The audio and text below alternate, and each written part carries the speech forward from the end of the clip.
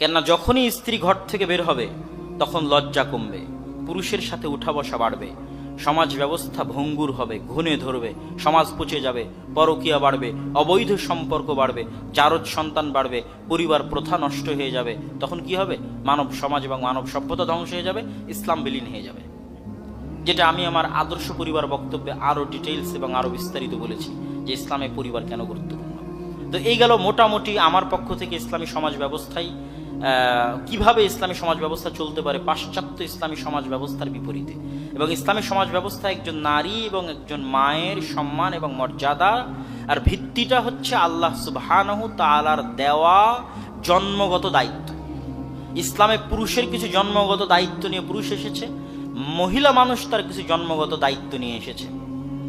মহিলা মানুষ কি বলতে পারবে যে সে আর মা হবে না? এই দাবি কি করতে পারবে? করতে পারবে না। যদি সব মহিলা আজকে থেকে বলে যে তারা আর মা হবে না, 50 বছর পর পৃথিবীতে আর মানুষ খুঁজে পাওয়া যাবে না, নারীও নয় পুরুষও নয়। তাহলে মা হওয়াটা তাদের জন্মগত দায়িত্ব। কে দিয়েছে? আল্লাহ দিয়েছে। তাহলে এই জন্মগত দায়িত্ব পালন করাটাই হচ্ছে আসল ক্যারিয়ার।